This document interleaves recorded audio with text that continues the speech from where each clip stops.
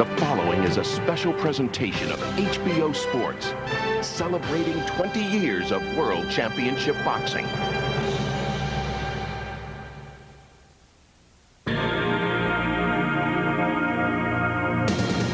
is for the championship of the world.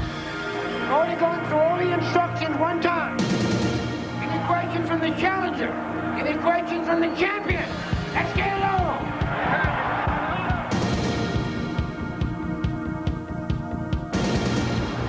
Bowe may be hurt. Bowe is hurt. Holyfield gunning for a stoppage here. It would shock the world.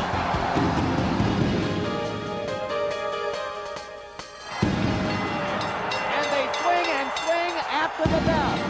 And look at this. Hey, these guys want to fight.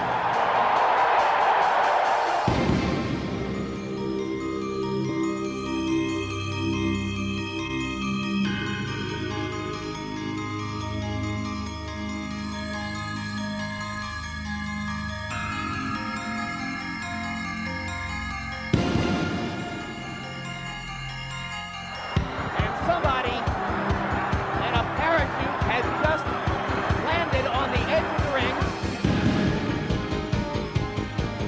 Holyfield unprotected. He's hurt. You're right, George. Riddick's got a huge stance here, and he's going at it with everything he's got. Crowd rises to its feet. For the second year in a row, they fought the fight of the year.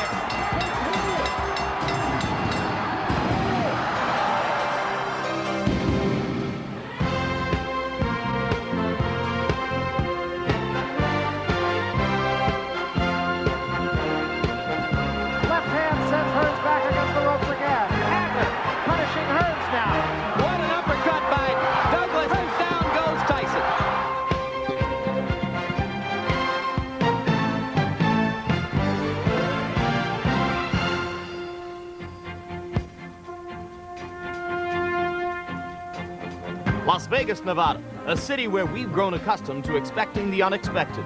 But never could we have imagined the series of events that unfolded on November 6th, when Riddick Bowe defended his heavyweight crown against Evander Holyfield. While serenity has now returned to this 20 by 20 foot ring, indelible images remain of the battle that took place just earlier and the bizarre events which surrounded it. It is a night we will never forget. Hello, I'm Jim Lampley. We are about to take you back now to the events of an unforgettable evening, the rematch of the heavyweight championship fight of November 13, 1992, between Riddick Bowe and Evander Holyfield. As the fight approached, the odds in favor of Bowe were dropping dramatically. Most of the last-minute money on this fight coming in on Holyfield, apparently from the hands of bettors who were moved by Bowe's having weighed in apparently overweight at 246 pounds. Larry Merchant, Evander Holyfield told us before the fight, as he told the public, that he had erred in his fight plan in the first time around and that he would change it the second time around. Many fighters have said that. Few have succeeded. Did you suspect that he would be any different? Well, I thought he had a chance, but maybe General Custer would have thought he had a chance if there was a chance to do it a second time as well, at Little Bighorn. Can you do it differently? That's the first question.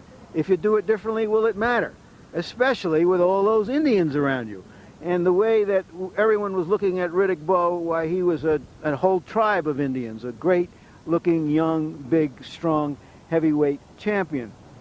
The thing about Evander Holyfield was that he was unhappy with himself as a warrior, not because he had lost that championship fight, but because he didn't do right by himself, he felt. Perhaps he hadn't prepared right, certainly he hadn't fought right, and he got a second chance. He made the most of it, we all know now.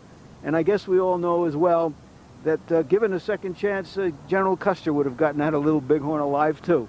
Okay, Larry, and of course, working with us at ringside throughout the fight was former heavyweight champion and heavyweight contender George Foreman. George, coming into this second battle between Holyfield and Bowe, what did you see as the biggest difference in the competitive environment between the two?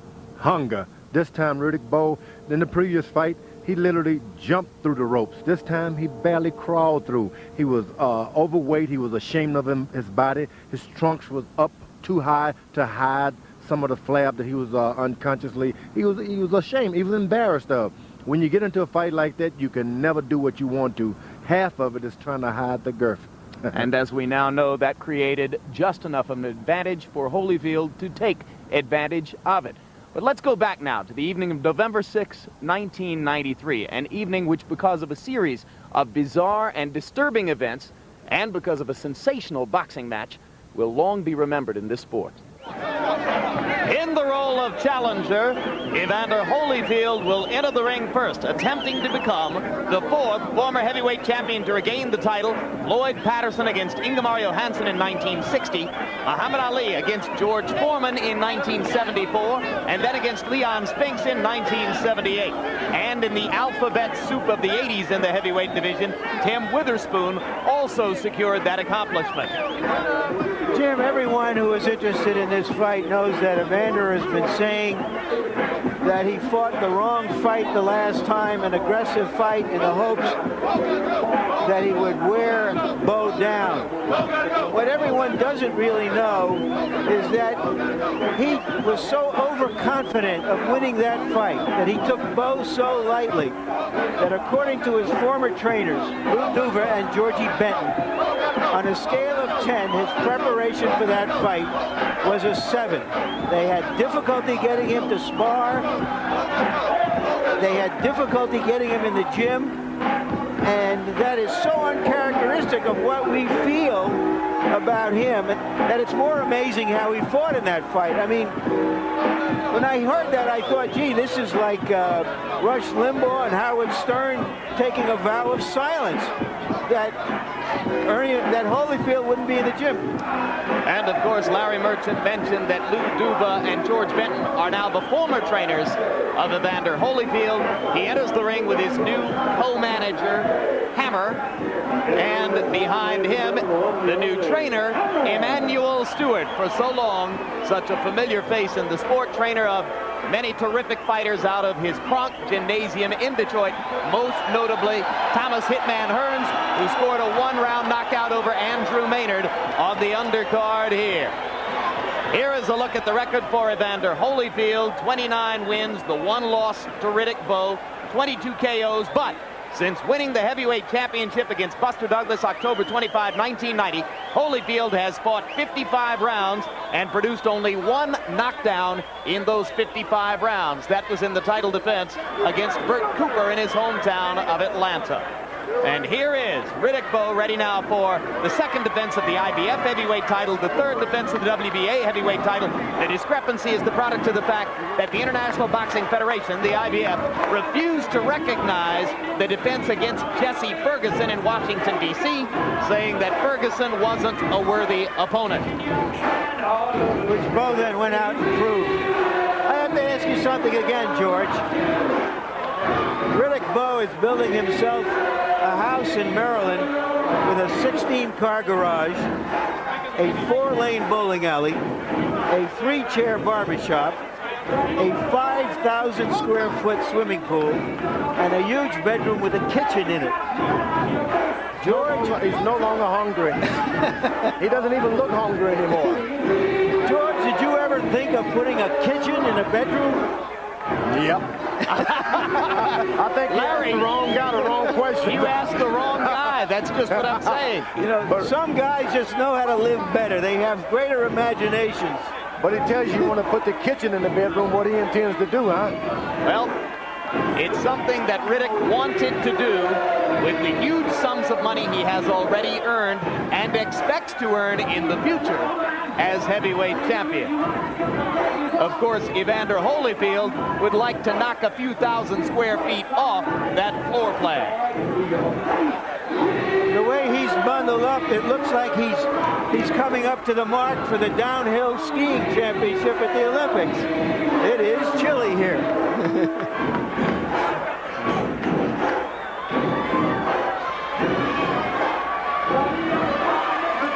Championship belts enter the ring ahead of Bowe. Already in the ring is ubiquitous manager Rock Newman. There is the 80-plus-year-old trainer, Eddie Butch, the sport's most celebrated octogenarian, the man whom Bowe calls Papa Smurf. And here is the record record for Riddick Bowe. Unbeaten to this point in his career, 34 wins, 29 knockouts, one of the 5 decisions, of course, the 12-round unanimous decision over Evander Holyfield 51 weeks ago tonight.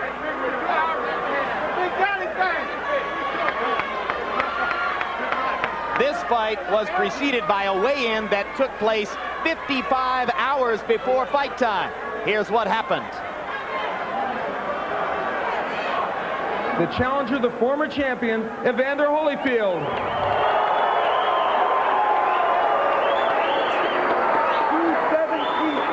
Evander Holyfield weighs in at 217 pounds.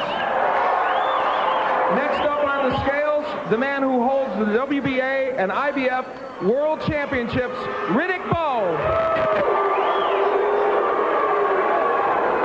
246. He weighs in at 246 pounds. So both fighters come to the ring considerably heavier than was the case last November 13. It was Bowe's weight of 246, which aroused the most notice, suggesting that there's much more than fruit in those Fruit of the Looms. Now let's take a look at the tail of the tape, and you will see that Riddick Bowe has a 5-year age advantage, a 2.5-inch height advantage. He's 29 pounds heavier as opposed to 30 pounds heavier a year ago, and a 3.5-inch reach advantage over Evander Holyfield. Watching that tape and this tail of the tape, you wonder whether Evander Holyfield is going to try to get to that new soft underbelly of the champion. And let's take a look at punch stat numbers, Larry. And here they are. Here's how active they were in the last fight. Bowe threw 50% more punches than Holyfield and landed 50% more punches. And here is a clue to what will happen tonight. If Evander Holyfield can throw twice as many jabs as he did last time, that will mean he's following his battle plan to do more boxing and less slugging. Rules of the bout from our unofficial ringside scorer, Harold Letterman. Harold. Riddick Bowe and Evander Holyfield will box tonight using the rules of the International Boxing Federation. 12 rounds. There is no standing 8 count. No 3 knockdown rule. You cannot be saved by the bell in any round, including the last round. Only the referee can stop the fight. And in case a cut is caused by an accidental headbutt, and that cut causes the fight to be stopped, we go to the scorecards after 6 rounds have been completed. Before that, it's a technical draw. Jim. Thank you very much, Harold. And now for the official introductions, let's go to ring announcer Michael Buffer. Spencer Promotions, Main Events Monitor, and the undisputed, undefeated king of beers, Budweiser, proud to be your bud, present the featured bout of the evening. This bout is sanctioned by the Nevada State Athletic Commission, the World Boxing Association, and the International Boxing Federation. The officials for Nevada are Chairman Dr. Elias Ghanem, Commissioners Nat Carasali, Luther Mack, Bruce Lane, and Dr. James Nave. Executive Director Mark Ratner. The 3 physicians in attendance at ringside, Dr. Flip Omansky, Dr. James Wish Game, and Dr. Robert Bowe. Timekeeper Mike Latella. Counting for the knockdown seconds, James Cavan. Representing the IBF as supervisor is its president, Robert W. Lee Sr. And here for the WBA as supervisor ringside, Dr. Elias Cordova Jr. The scoring for this bout will be done on a 10-point must system, and the 3 judges assigned at ringside will be Jerry Roth, Chuck Jampa, and Patricia Jarman. And when the bell rings, the man in charge of the action, working for the 71st time in a world title bout, referee Mills Lane.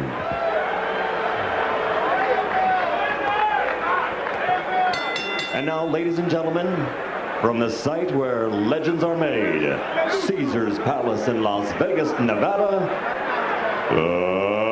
let's get ready to rumble!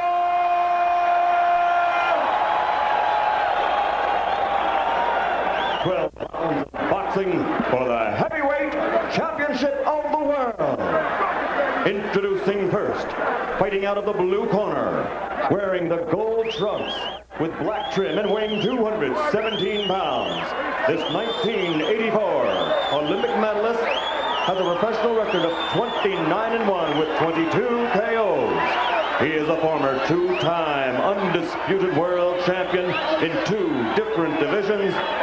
Ladies and gentlemen, from Atlanta, Georgia, the challenger and former heavyweight champion of the world, Evander Holyfield.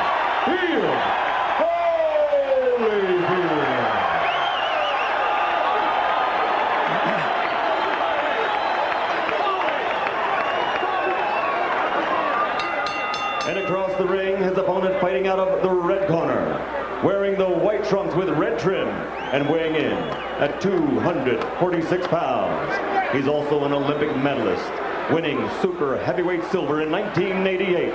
Since turning professional, his record is a perfect 34-0, 29 by knockout victory. And tonight, he defends his title for the 3rd time. Ladies and gentlemen, from Brooklyn, New York, presenting the undefeated heavyweight champion of the world, Riddick Big Daddy Bowe.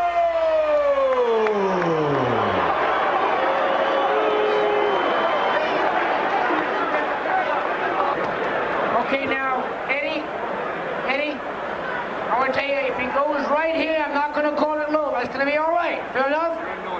All right, now, this is for the championship of the world. We've already gone through all the instructions one time. I expect a tough, clean fight. Protect yourself at all times. Any questions from the challenger? Any questions from the champion? Let's get it on. Jim, the only sequels I can think of that live up to the originals were Ali Fraser 3 and Godfather 2. But everybody is here hoping this fight can live up to the original. It's asking an awful lot. If it's even half as good, it will be, as 1993 goes, a memorable fight. One thing I got to tell you that's a pleasure for me about this, as Bowe comes Holyfield with 2 overhand rights to start the fight. But George Foreman, a heavyweight championship fight. Bowe, all the action so far, and there's a hard right. Bowe should never try to waste that kind of energy on a fighter like Evander Holyfield, who recovers. He gets hurt, but he recovers too much. Bowe came in looking as though he was thinking first round knockout. A lot of right hands, one of them to the body, several to the head, and now Evander has weathered that early storm. And you can get a first round knockout, but you got to do it properly. You got to set it up with Evander Holyfield. You don't disrespect a guy who doesn't believe in his heart. He lost the first fight anyway.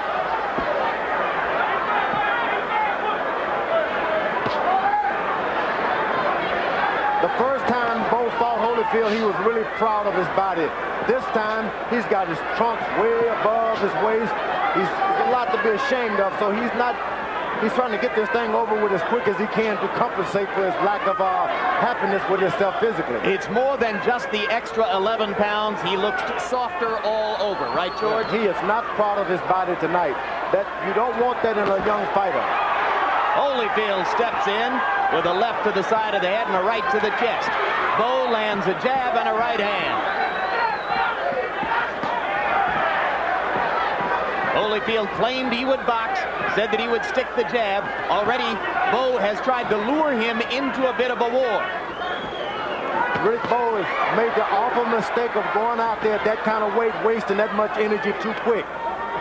It made the first round tougher for him. Yeah, he should forget they've ever fought before and go out there and set it all up with the left jab, win this fight on a great defense. I don't know what's happened. Who gave him the advice to try to knock Holyfield out in one round?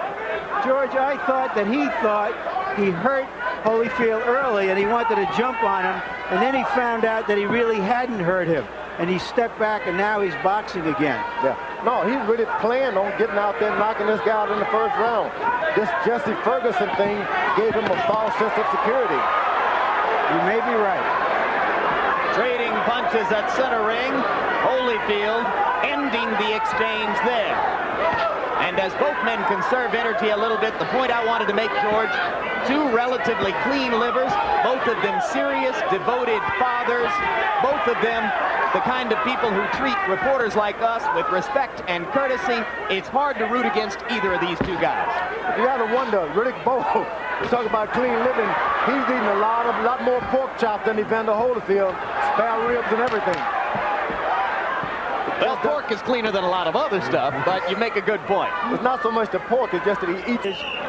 To let Holyfield know he's not going to let him box. And he thought he had him hurt here, and he came out to put some intimidation on him, perhaps. What Holyfield has to do is to land something important so that Bowe doesn't get so reckless and gives him the room to fight his fight.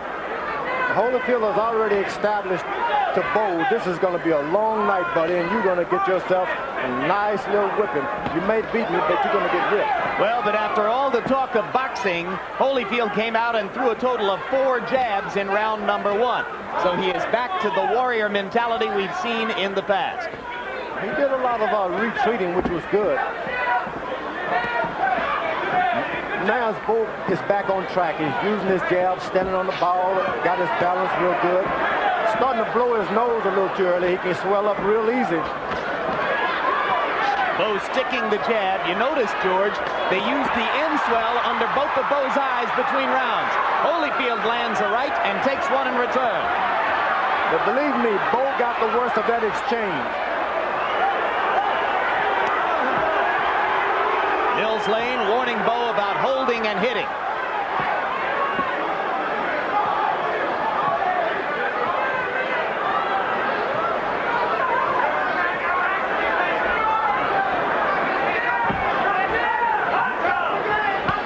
Holyfield has got the fight in his hand now. He's double jabbing. Everything he does, he moves first and then he retreats good afterwards. Left hook landed for Holyfield. Bowe was wide open for it and he dropped the right hand. Holyfield moves to the right and left and then hits and then he moves out of the way. And now Evander starts to stick the jab with regularity. And Bowe seems a bit befuddled by that. Reaching out with his right hand because Evander Holyfield is not there like he was the first time. This round started well for Riddick Bowe, but it appears in danger of ending badly for the champion. Now he sticks the jab again. Evander Holyfield is setting things up for a good right hand. He's jabbing to the body to get this guy conscious of a body punch, and he's intending to drop him with a right hand. And another left hook landed flush for Holyfield, and now Bowe tries to show off his in-fighting skills.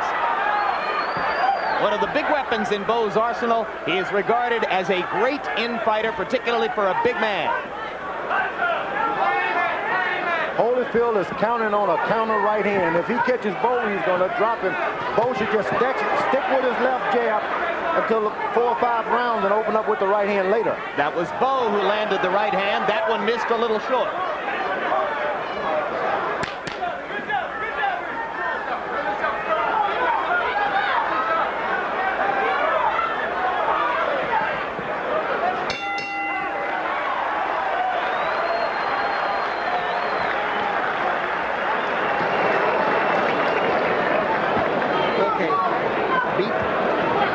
Just keep that jab working, keep that jab working. Keep sliding in, feint the jab once in a while instead before you throw it. See, feint a lot, because he's a little tight. You can react. Break on off, okay? Because you get him tired, then you're going to turn it on going down the stretch, okay? Okay. All right, you're looking good, fighting a Third perfect round. fight. Vaseline manual. No, he don't need too much. He don't like too much Vaseline. He don't. The jab. Right hand, come back to the left hook. Keep your hands up, you can start leading with right hands now. All right. And every time you shoot that right hand, roll the counter, but you're looking beautiful. Hey.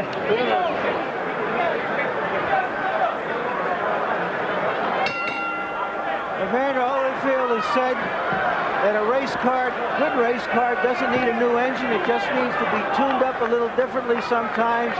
So far, he has tuned up for this fight differently than the first one. It's kind of weird after all these years to go to Evander's corner and listen to Emmanuel Stewart instead of George Benton and Lou Duva. Right hand over the top by Bowe. I'm reminded of the phrase that Howie Long used to describe playing against Marcus Allen, like watching your wife cook in someone else's kitchen.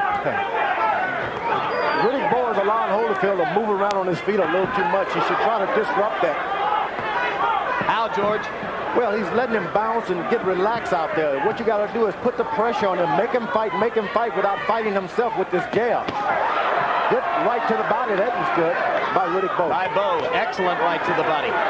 You see, Holyfield is so relaxed out there, you can't let him just keep doing that bounce, move, bounce, move. You pick a fight with him and then make him stand still. Riddick faking the right and Bowe flinching away. Or check it, Holyfield flinching away, I should say.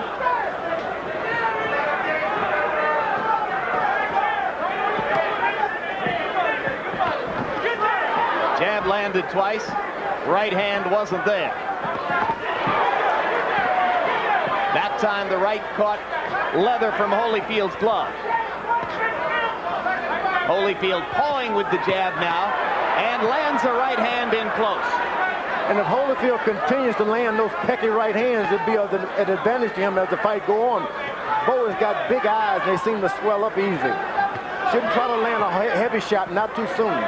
Riddick not looking assertive in round 3, forgetting to double up on the jab, taking a left there and complaining to Mills Lane that Holyfield had tried to glove him in the eye.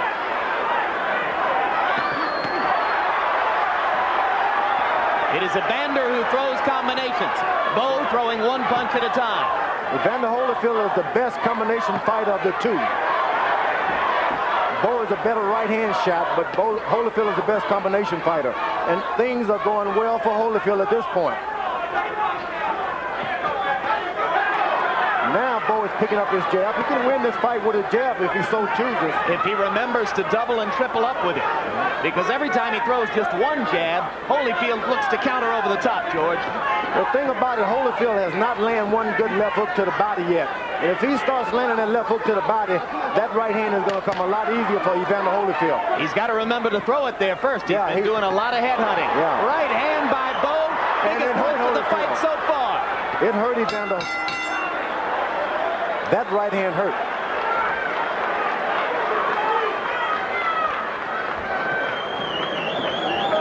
We're getting to slow down now. Yeah, I see. Keep that stick going. Keep that stick going. When you get him near the ropes, I'm to use the hook and cross. Now here's where Bowe will complain of a thumb right there. You really can't see the thumb. There was these no gloves. There didn't seem to be any. He complained also, if you may recall, in the first fight. That looked like a clean left hook. All the way. Later in the round, some good inside shots by Bowe. Bowe is an extremely well-schooled, polished big man. I don't think I've ever seen a big man as polished as Bowe is. And you see the statistical edges for Bowe through round 3 in punch count numbers. But it is Holyfield who has been more vigorous, more energetic, throwing more combinations. Bowe getting more accurate now as time goes on. Here comes the clowning I told you about.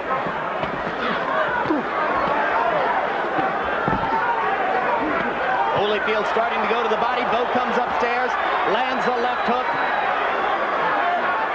Remember, he punctuated round 3 with a terrific right cross.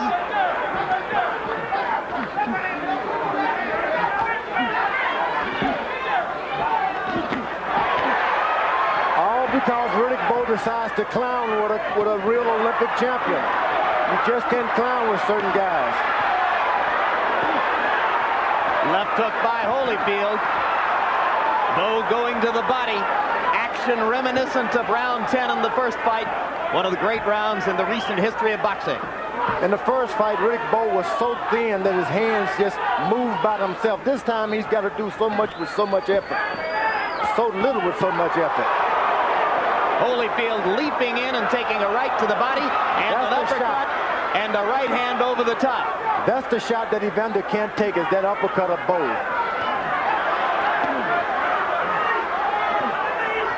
When Evander leans in like this, he is susceptible to that uppercut, George. That's right. That's the bread and butter punch for Riddick Bowe, is that uppercut.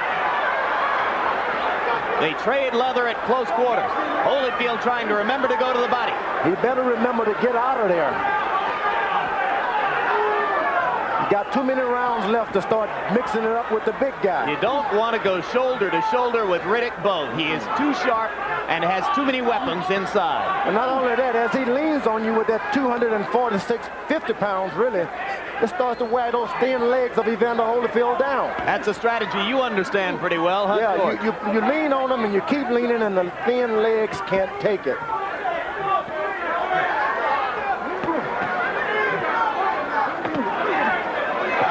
And I think Riddick Bowe is anything but polished. He hasn't thrown one good straight right hand yet. So you and Larry have a disagreement here about Bowe's everything technique. is under and on top and slap. If he throws a right hand, straight right hand, he'd drop Evander Holyfield right now. Tried to do it there, but missed. He just haven't gotten one straight shot going. I'll agree with one thing with you, George, though. He can win the fight with the jab if he sticks with it. And a straight right hand, but everything is slapped on side the jaw. Abrasion above the left eye of Riddick Bowe.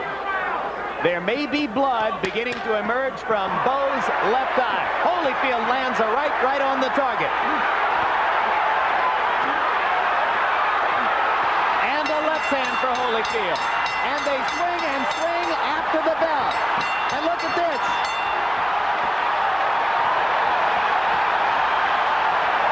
Hey, these guys want to fight.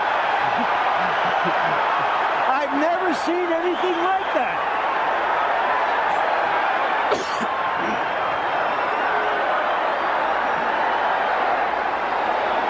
And there is blood above Bowe's left eye, gentlemen. And a cut in the middle of his head as well. Two cuts. Two cuts. All right. Okay. Got to get under those counter shots. Well, this is either the end of the fourth round or the start of the fifth. Take your pick. I've never seen so many blows landed after a bell. Have you, George? Not many, but most were all slaps. It's a real good slap match at this time, and that's why there's going to be a lot of cuts. One thing it did is to limit the amount of time that Bowe's corner had to work on his two cuts above the left eye and in the center of the brow, right between the eyes. They've got a real good cut man, though. In the fourth round, Evander Holyfield took 70 shots at Riddick Bowe and landed 43 of them, 61% connect percentage. Evander's got to be real careful and not to try to work on that cut. Just continue to box. And round 4 was a 90-punch round for Bowe, who seems a little out of gas now as the fifth begins. Just came in a little too big around the midsection for that kind of fighter. He doesn't have a good straight punch. He wings on top, and it burns you out too quick. And that cut in the middle of the brow is going to bleed, George. It could affect his vision as time goes on. This is the time you go back to school. Use your left jab. Forget about a knockout. Use your left jab.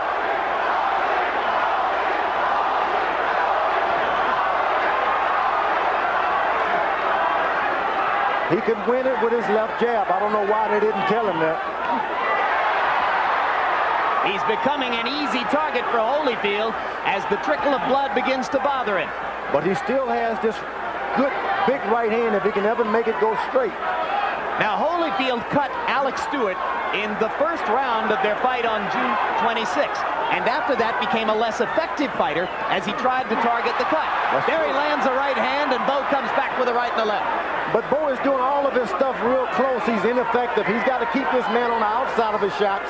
He can do something. When they are in close, he's got this right uppercut that he just refuses to use. We've never seen Riddick Bowe cut like this. It'll be interesting to see what they can do between rounds 5 and 6. Do you think they can stop that bleeding, George? Not at all. It's in the places where you just can't stop them. The jab just bounces off the side of your nose and in the middle of your face. You just can't stop cuts when they get in that area. Short left hand stuns Holyfield and knocks him back. Evander recovers rapidly, as he always has. I think the big mistake was to allow Bowe to go through with this fight in that kind of condition. Overconfidence will always happen with the young guys. Did it happen to you, George, when you were young? Yeah, with Muhammad Ali, I wasn't in shape, but I say I can whip this old guy. Bowe may be hurt. He is hurt. Bowe is hurt. Holyfield gunning for a stoppage here. It would shock the world. Stuns Bowe again. And the round comes to a close. The bell saving Riddick Bowe from further punishment.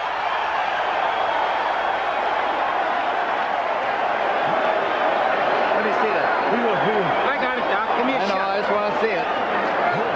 Yeah, that side, right here.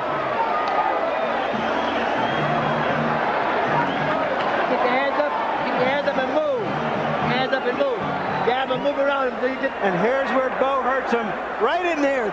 That left followed by that short right, the right behind his head. Riddick Bowe is hurt. Evander Holyfield took his time before he carried the fight to Bowe, hoping that Bowe would spend himself chasing Holyfield.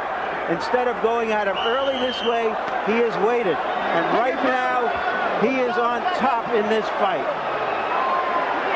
Evander Holyfield trying to join Muhammad Ali and Floyd Patterson as two big-name fighters in the history of the sport to regain the heavyweight championship after having lost it. Tim Witherspoon accomplished the same thing on paper in the 80s, but few remember that. You got to be real careful now with a young fella like Riddick Bowe. His corner has got to be watching this carefully. Not only can he lose this fight, but he can get his career destroyed if he loses it improperly now.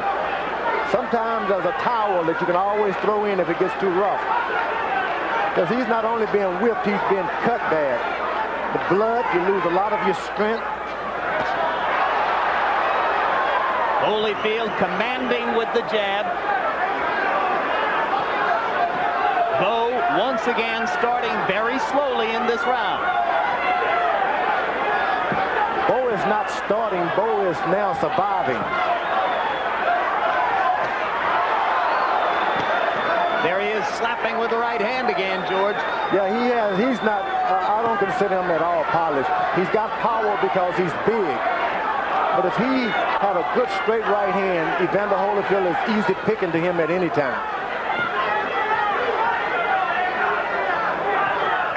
Holyfield is doing something he doesn't know how to do now. That's get aggressive. Well, he's always been aggressive, but he's never been a great finisher. Yeah, but he goes forward and he just hit a lot himself. Boom! Great combination by Holyfield. And another one. Bowe standing still at center ring and taking it. That right hand landed flush for Holyfield. The way to keep your respect, Holyfield should be concentrating on it, because if he continues to deliver accurate shots to Riddick Bowe and doesn't drop him, Riddick Bowe can lose total respect and start to jump back on him real good. And Bowe looked to the corner to try to gain some advice from Eddie Futch, and Futch was nowhere for him to see him. Hidden behind other figures over here. Holyfield banging away. Round 6, a huge one for the former champion. Evander Holyfield should continue to keep his respect for Riddick Bowe, because a big man like that catching you with one of those roundhouses, you're going to hit the floor. Like Lennox Lewis did to Frank Bruno when he was in so much trouble in Cardiff, Wales. Seems that Holyfield has got no defense for an uppercut. I don't know why Bowe is not throwing it. Riddick Bowe ridiculed Lewis for all the difficulty he suffered at the hands of Frank Bruno. That's true. Now he's getting a lot of the same from Holyfield, but that right hand may have turned things around, George. It was a good pinpoint, accurate right hand. If he continues to do that, he won't have a hard night, because the Holyfield goes forward, he doesn't know what he's doing. Spectacular uppercut by Evander. Last 10 seconds of round number 6. We're almost at the midway point of the fight.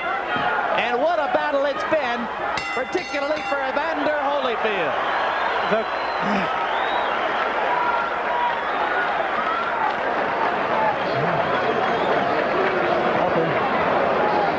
I got it. You got that? Harold Letterman, how do you have the score, the fight scored so far? Larry, I've still got Riddick Bowe on top, 4 rounds to 2. 58-56 in the points. I thought Riddick Bowe was very, very busy in the first 4 rounds. Won it on clean punching and effective aggressiveness. Certainly in round 5, Evander Holyfield turned the fight around completely. He's coming back. He's on top now. He seems to have taken control of the fight, and he certainly is banging Riddick Bowe around in the last 2 rounds. I think there's going to be a tremendous controversy over the referee because Mills didn't get in quick enough at the end of the 4th round. Controversy or not, Harold, you and I couldn't disagree more. I have Evander Holyfield ahead 4 rounds to 1 and 1 even. I see it like that myself, but then I never could have been a good judge. But Riddick Bowe has tasted all of the power Evander Holyfield has now. He's not scared. He realizes that his corner cannot help him. Look, you're a big boy. You got to fight your way out of this, and he's willing to do it. Bowe going back to sticking the jab, and when he does, he backs Evander up. It was that way last year. It's that way again. Right hand for Holyfield. Stuns Bowe, and Bowe comes back fighting this time and lands a right hand on Holyfield's chin. Holyfield isn't being smart. He hits a good right hand. He hits him with a good right hand, and he stands there and waits to see what he's going to do. You got to hit and move out of the way if you want to win that kind of style, with that style. Bowe taking command right now with the jab.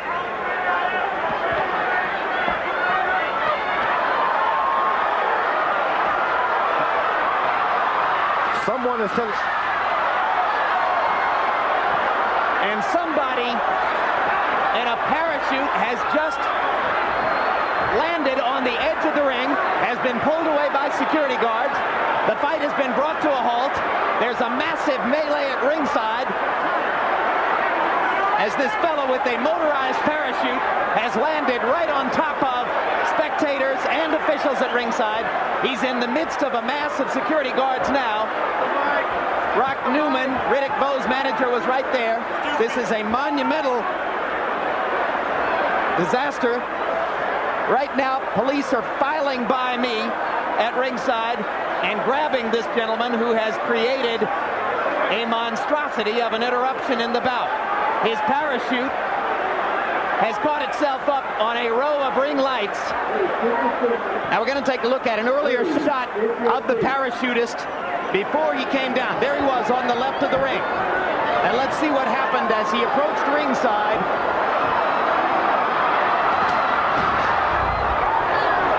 There it is.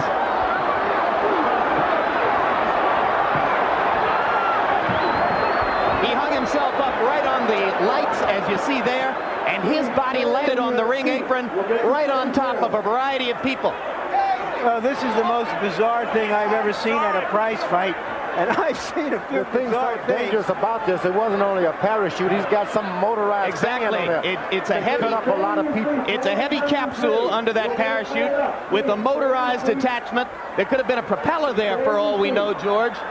And if nobody has been hurt, it will be a near miracle. I've seen blood on one hand out there. Rock Newman, Bowe's manager, went nuts. It could be the best thing to happen to Riddick Bowe if there's a 10 or 20-minute delay, as now seems You're possible. Right. It may be an angel out of the sky. You see Bowe covering up to stay warm. For Riddick Bowe. Well, they're going to work on his cuts right now. Just when you think you've seen everything, you know you haven't, and there'll be more crazy stuff to follow. And it was already a bizarre night as the result of the fighting that went past the bell for about 10 seconds at the end of round 4. Here's what was happening in the ring at the time that the parachutist landed. You'll see, there he is, entering at the left side. And you see people backing away and trying to avoid the capsule and the motorized contraption attached to it. Here's a look at him much, much earlier this evening from our blimp coverage. As this took place, we are told that our blimp cameraman tried to alert us to the possibility that this was going to happen. That's why he was zooming in and out, as you can see here. And there it is. He targeted the ring and came right down. Well, this guy is going to wind up in the Slammer in Vegas tonight, and with doggone good reason. What charges, I wonder? What charges? Yeah. Doing an outrageous thing to get some publicity for himself. Oh, okay. Lighting company turning off lights now to try to prevent the possibility of fire. If Evander Holyfield is thinking about this at all, he has to rue the fact that it happened at a time when he was in such good position in the fight, or so it seemed. And here's another look, guys. We're going to see it one more time. This was incredibly dangerous. I've got to say that it's put a jolt through us because he landed about 7 or 8 feet away from us on the ring apron. And this is how he descended toward the small disaster which has now taken place at ringside in round 7 of a heavyweight championship fight. You can see how our cameraman zoomed in and out, attempting to warn our production people in the truck of the possibility this would happen. And I have just gotten word that Riddick Bowe's wife has just fainted at ringside. She was even closer to the parachutist than in trying to recapture his title. An unmarked Evander Holyfield. 2 cuts on Riddick Bowe, one above the left eye and one above the bridge of the nose. As they begin round number 9, 2/3 of the way through the fight.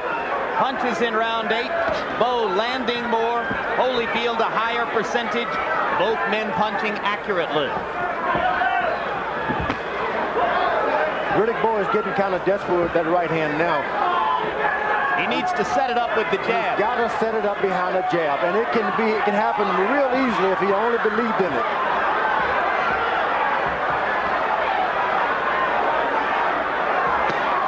There's a hard right hand, and Holyfield wobbles. Can Bowe follow it up? No, Holyfield is on the move now, and he's been on the move pretty good in the night. And once the big guys land 2 good shots, they get tired, and they got to suck in some air. Crowd gets excited for Bowe a little bit as he presses Holyfield against the ropes, but Evander seems fully recovered from that one big right hand shot. Now, Evander should jump right back on the big guy when he throws 4 shots like that because he doesn't have any oxygen afterwards. It's called get right back. Bowe's jab is good now if he can only continue. He's coming behind the jab. He could come back in this fight if he keeps throwing the jab like that for the last 4 rounds. There it sets up the right hand again. And there again.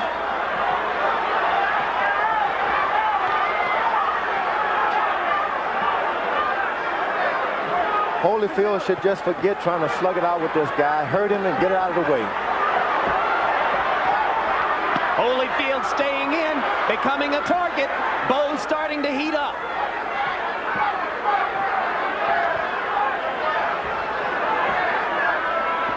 Now Riddick loses a little steam and paws with the jab instead of sticking it hard as he did earlier in the round.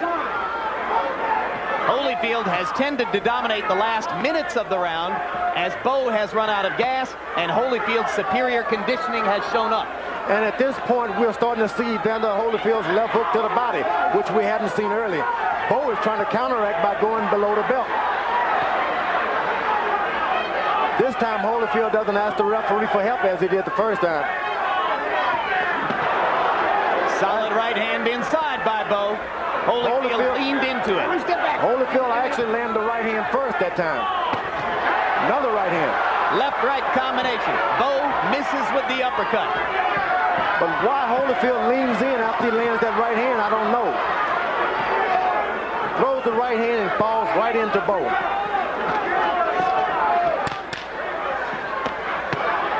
Double left hook by Bowe, maybe the first time in the fight. Holyfield comes back with 2 left hooks of his own and an uppercut.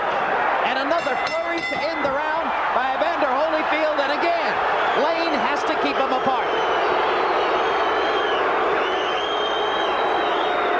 That was a champion's round by Bowe. He's trying to reassert himself. Come on, Milton. We got to go from here. Okay, we're going now. Harold, how do you have the fight now? Larry, I've got it 86-85, Riddick Bowe, 5 rounds to 4. I thought Riddick Bowe pulled out the last round, the 9th round at the very end. I just think it's a very, very close fight. Certainly, I thought that Evander Holyfield won rounds 5 through 8. I have Holyfield well ahead, 6 rounds to 2, 1 even. Well, that's the most dramatic disparity we've had in a while in HBO scoring, that's for sure. Push him around, rough him up. You hear that? Rough him up now, Bowe. Rough him up. Eddie Futch telling Riddick, Bowe, rip him around, rough him up. He wants Bowe to try to get Holyfield to brawl again.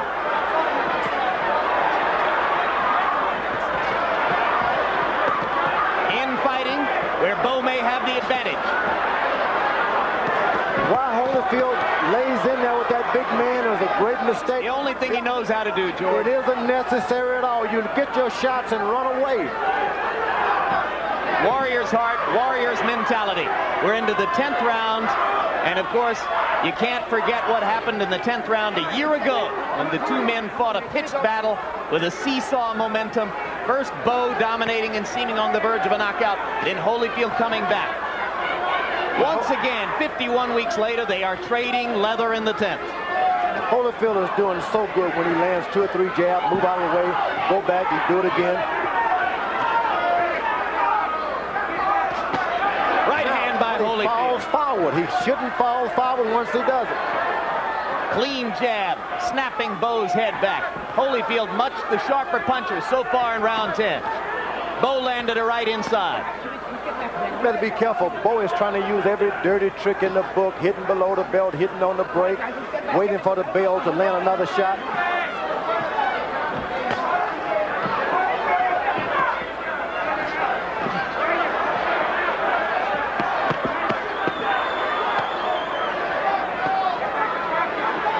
Punch out, come on, punch out. Punch out, come on. One step back. Punch out. Holyfield is interested in holding a little bit these days. Buying time. Yeah, he shouldn't try to stay in close with the big guy because his legs aren't strong enough to keep pushing that weight off like that. Although he's got muscles. Yep. Trading and trading. Step back and get back to that. You get the feeling that Bowe, if he ever throws a 2 good straight right hands, he can end this fight. Why Holyfield mixes it up? I don't know, George. Evander's got a pretty good chin. You didn't get him down. Amen to that.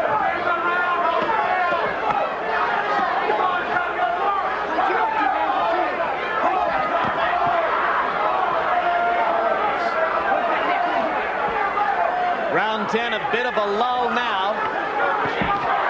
Right hand by Holyfield inside, rocks Bowe back. But he shouldn't try to go for the knockout. Just land the shot, be content, and start all over again. He gives Bowe a chance to come back with an uppercut of his own. Holyfield leaning forward against the major power of Riddick Bowe. That uppercut and knocking Bowe's mouthpiece out with a left hook. Another tremendous rally by former champion Evander Holyfield. And gentlemen, that was a 10th round.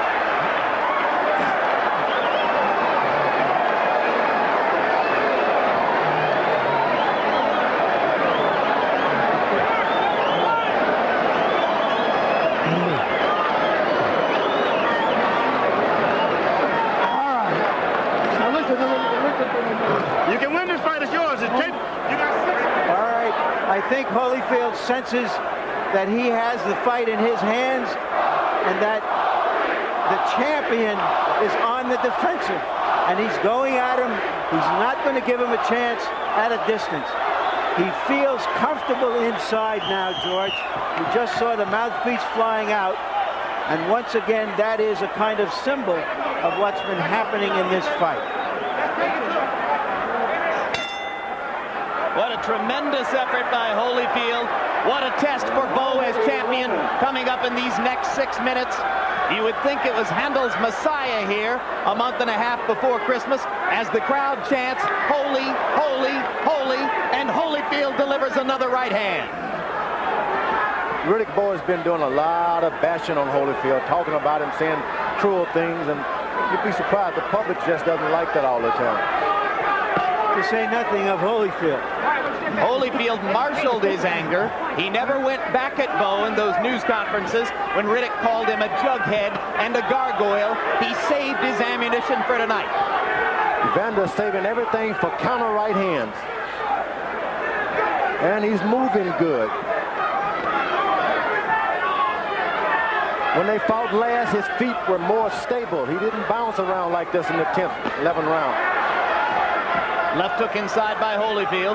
He stands in front of Bowe, but Bowe seems not to have the ammunition to go after the target right now.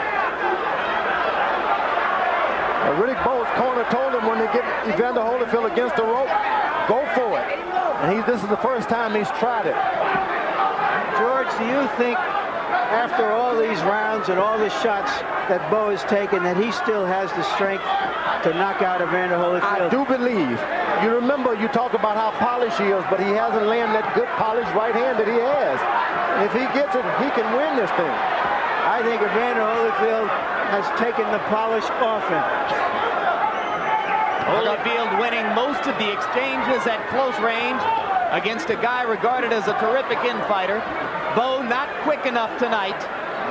Now looking more and more hesitant as he tries to find the target with time running out.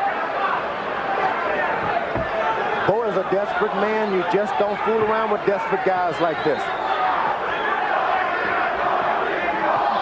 There's that right hand just inches away from being on the target by Riddick Bowe.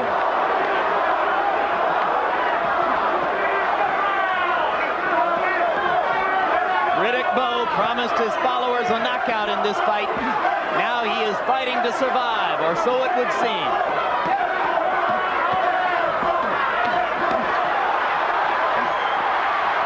Round 11 rapidly coming to a close.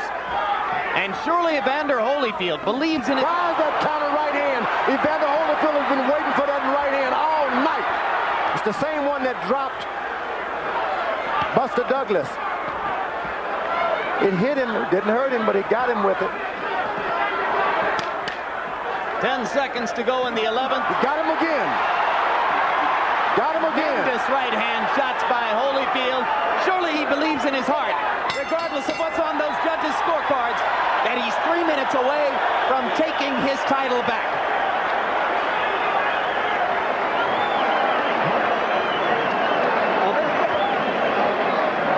Feel up a little too straight. That's like I get him with those shots. You gotta get down lower. You gotta have this round. You need this round.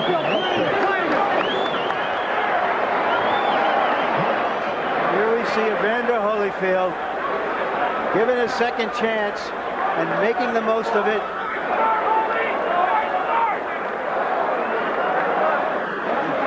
Conventional wisdom that Evander Holyfield no longer had the fire to fire back like this against a big young champion.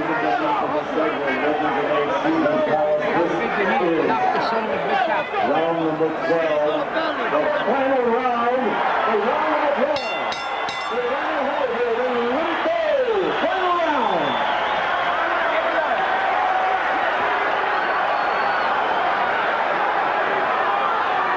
Harold, how do you see the fight quickly? Larry, a little bit closer than you.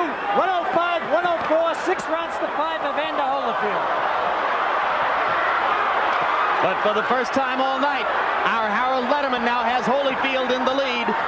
Larry's had him winning the fight all along. In 1959, Ingemar Johansson knocked out Floyd Patterson and took away his heavyweight championship. A year later, Patterson, with one dramatic left hook, took the title back and became the first heavyweight champion ever to regain the championship. Muhammad Ali lost the title and got it back against George Foreman in 1974. Lost it to Leon Spinks and took it back from Spinks in the rematch. In the alphabet morass of the mid-'80s in the heavyweight division, Tim Witherspoon accomplished the same feat with one of the 3 titles. Now Evander Holyfield tries to join Witherspoon, Ali, and Patterson as the only 4 men ever to lose and then regain the heavyweight championship of the world. I think a lot rests on this round. Holyfield shouldn't try to cruise through it. He loses this round, he could lose his chance to become part of history. George, he's never cruised through a round in his life. He just hit Bowe with the biggest right hand of the night, and Riddick came back with one of his own. Yeah, he tried to cruise a little bit. He better try to win this fight and not try to cruise. Regardless of the outcome, are these two men matched for exciting fights or what? This is exciting.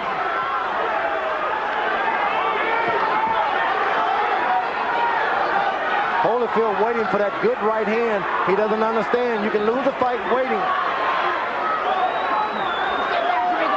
Bowe lands an uppercut, and exhausted Holyfield loses his mouthpiece. The mouthpiece at center ring. Bowe comes back with the uppercut, trying to hurt Evander while he has his mouthpiece out. Mills Lane tosses the mouthpiece to Emmanuel Stewart in the corner. Holyfield unprotected. He's hurt. You're right, George. Riddick's got a huge chance here, and he's going at it with everything he's got. He wins this round. I can't see the judges not going for him. And now Lane decides that it's time for Holyfield to get the mouthpiece back. So Riddick Bowe had a chance there for about 20 seconds to do serious damage. Couldn't quite take full advantage of it. Holyfield's mistake, he waited around for one good counter right hand, and he lost that round. Right hand by Holyfield. Stops Bowe in his tracks. Both fighters looking as though they'd like to have a knockout. Crowd rises to its feet. For the second year in a row, they fought the fight of the year.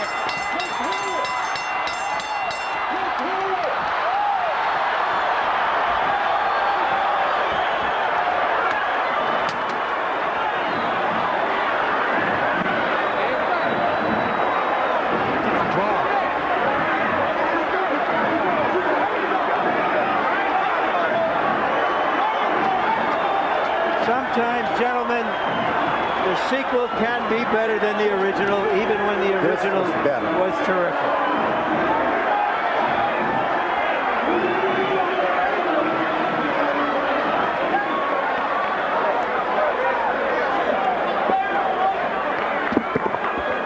Win or lose, Larry, George, win or lose, is there a bigger man in boxing than Evander Holyfield?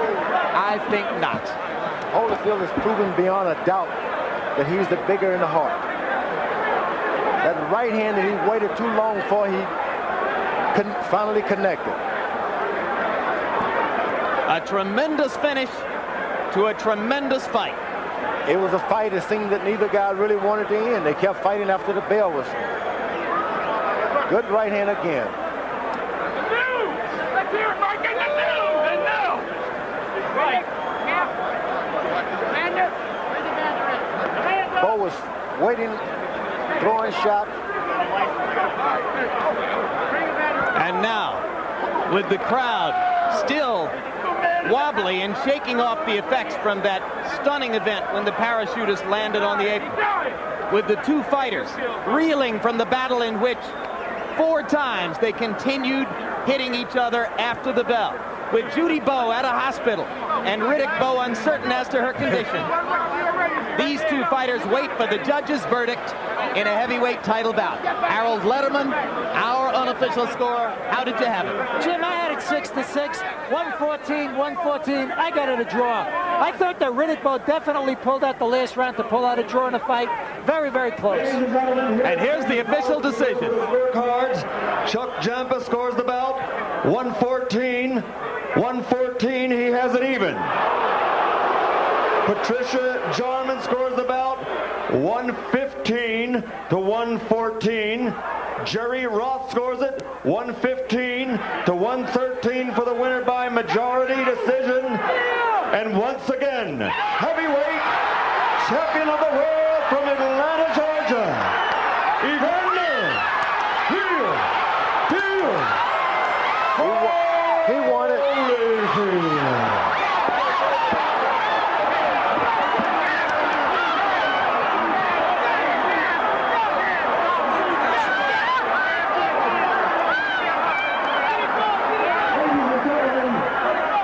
Well, they call him the real deal.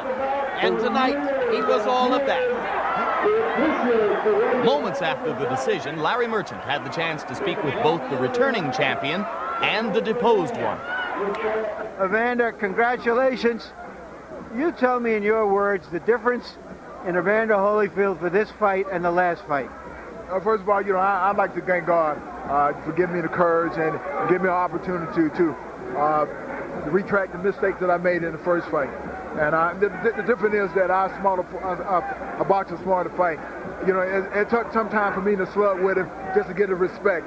Then, I was able to move some, and I still had trouble with the fast jab he had, but still I was able to counter some of the jabs. They hit him with right hand to isolate his right hand. When can you sense that this was going to be different, that somehow maybe he was no longer the champion even during the fight? Well, when I came out there with that thought in mind, I walk by faith and not by sight. I promised everybody that I was going to win this. I knew the Lord would give me strength. All I had to do is just have courage to go in there and fight the fight regardless of the circumstances. Because, he shut me up sometimes and stuff that could have got me into just slugging. But, I thank God for me having a sound mind, being able to break out from that slug and go back to boxing. So the fact that you changed paces, boxing him, slugging with him, do you think that in some way that threw him off, unlike the last time where he can anticipate everything you were doing? Well yes, what's important is a person's rhythm.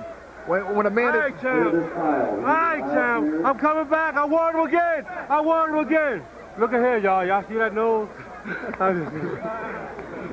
The whole thing is that, when a man is in his rhythm, it's just like sprinting. Most people might be able to run a long distance because they run in the pace.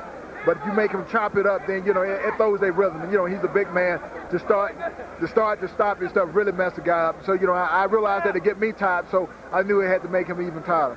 Evander, none of us have ever seen anything like that 7th round. I know you haven't. What exactly did you see when the parachutist almost got into the ring? Well, I'm telling you, when the guy came in with the parachute, I thought somebody was jumping over the rope, getting ready to do something. I was getting ready to run out the ring myself. I didn't know what happened. It was coming so fast, and he got hung up on the rope. But I was hoping that he wouldn't punch at the time. You seemed to be gathering momentum at that point, and then there was a long layoff. How did it affect you? How do you think it affected the fight? Well, I think it really slowed down the pace. And the whole thing is that I thought I had him tired at the time. He was breathing hard, and I was able to lead off. He wasn't getting off with the jab. He was bleeding a lot. And so, but what happened is that, when I came back to the corner, I was getting stiff in my back too. But I felt that he was getting tired, and I was getting ready to pour it on. Have you ever had a second chance to do something else in your life that you had regretted and corrected? Anything? Well, yes. To make the Olympic team. I lost the Olympic trial, and I had to come back and fight Ricky Womack twice to beat him. And, I was determined that, I had to win this thing. What are your plans now as the heavyweight champion? Who do you want to fight next? Will you give Bowe a chance? Do you want to fight Lennox Lewis? What is your outlook on the championship now, having it a second time? Well, my outlook now is to get home and get to church. And, and be able to thank the Lord before all the people. Let everybody know that, it's not I, it's Jesus that gave me the faith and the confidence to be the champion of the world again. Thank you very much, Evander. Thank you. Riddick, you explained to us the difference between the first fight and the second fight, except the fact that you won the first and lost this. Why did you lose this fight? Well, Larry, I guess the judges saw different. I felt like going into the last round it was close, and I felt like I had to dominate the last round in order to, pull off a decision. And I thought I did that, but the judges saw otherwise. You weren't as effective through the middle rounds. Did the fact that he stayed away from you quite a bit somehow change the dynamics of the fight? Well, perhaps that could prove to be a big factor. As I said earlier, I wasn't going to chase him, and perhaps by me just waiting, he was able to pile up points. I really can't say I did a particular point because I haven't seen the tape, but again, I take my hat off to Evander Holyfield. I wish him all the luck, and perhaps we can do the third time. Perhaps the next one might be greater than the Phil in Manila. Were you as prepared for this fight mentally and physically as you were when you were challenging for the title? Well, I think for this fight, I had to do a lot more interviews and things like that. But again, I'm not one to make excuses. The judges say Evander Holyfield won this one, and I congratulate him. And I hope he does well, with the championship, because in due time I'll be back. tell us about the 7th round. What you saw, when you saw it, and how did it affect you? How did that long delay affect the fight? Well, I got cold somewhat, and I felt like at that point, I had to, it was in my favor. And by the 6th round being stopped and what have you, I had the opportunity to get cold, and I guess Evander Holyfield took advantage of it, and he came out, he was strong. Did you know that your wife, Judy, had fainted at ringside during that time? Yeah, I saw that, and I kind of, you know, looked back at her, and I saw her taking her out. But I'm not going to say that affected me. I guess part of me wanted to be there for her because, you know, she is pregnant. And I don't want to take anything from Evander Holyfield. He won the fight, as the judges would say. But I guess by me seeing that, it kind of distracted me somewhat. All right, it wouldn't be human for you not to be in some way affected, even as you went back to work. Oh, I definitely was affected. But again, I do not want to take anything away from Evander Holyfield. Because if the judges say he won tonight, my hat goes up to him, and I congratulate him. What are your plans now? I shall return. I'm going to shock everybody. Evander knows, I guess maybe I'm in the predicament he was at one point, and I'm just as much determined as he was the last time. So, again, I'm just still young, and I'll be back. Thank you very much, Riddick. So let's sum up the events of this landmark evening in the recent history of heavyweight boxing. Evander Holyfield joins Tim Witherspoon, Muhammad Ali, and Floyd Patterson to become only the 4th man in the history of the sport to have lost the heavyweight championship and then won it back in the ring. As for Riddick Bowe, he loses the heavyweight title, and in his 35th fight, he has his first loss. His future changes somewhat. Final punch stat numbers paint a fascinating picture of what happened in the ring. You'll see that in our overall punch stat computations, Bowe is given credit for having thrown more than 250 more punches and landed exactly 100 more than did Holyfield.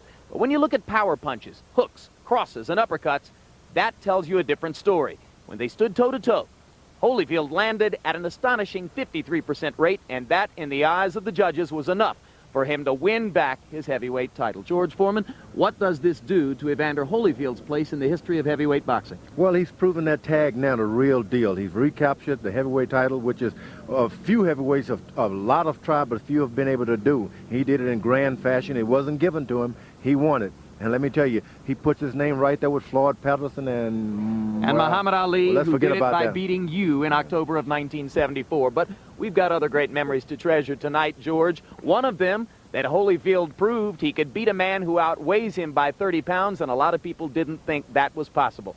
Larry Merchant, your final thoughts. Well, I have a few things running through my mind right now, Jim. One of them is, who was that nutball who floated into the picture here, disturbing a great event? What does get into some people? Secondly, perhaps we're now closer to getting a resolution to the split heavyweight championship picture. Evander Holyfield is likely to face Lennox Lewis for perhaps as much as $20 million. Third, Riddick Bowe. I think what Riddick Bowe ought to do is call his architect and get that kitchen out of the bedroom of his new home. And finally, Evander Holyfield. I sit here thinking of the 10th round last year when he was staggering around the ring, semi-conscious it seemed, and afterwards he said to me, that's when I knew I had him. The crowd's going crazy, this big kid is throwing punches at him, and what Evander Holyfield is really thinking is, now I've got him where I want him.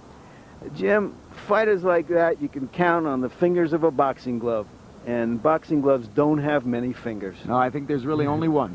Evander Holyfield. And in a way, it's poetic that we go back now to where we started exactly a year ago.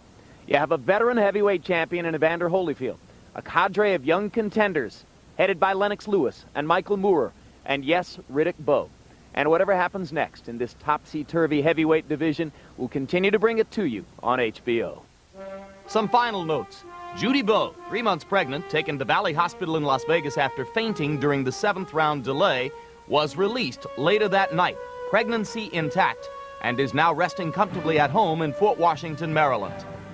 Eddie Futch had heart palpitations during the fight and was taken to the Valley Hospital coronary unit. He was moved to a regular room on Sunday and released from the hospital Monday. He's now resting comfortably and cites the strain of Bowe's training camp for his difficulties.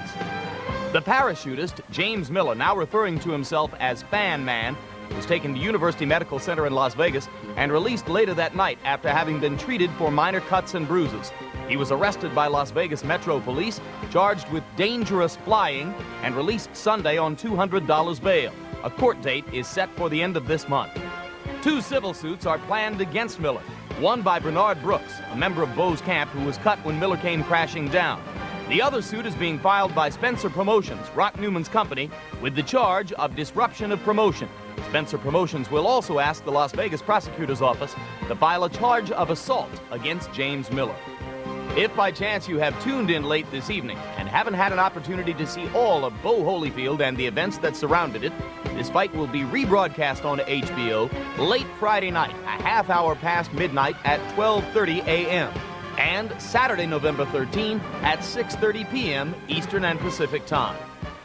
So for Larry Merchant, George Foreman, and Harold Letterman, I'm Jim Lampley saying so long from Caesars Palace in Las Vegas, Nevada. The executive producer of HBO Sports is Ross Greenberg.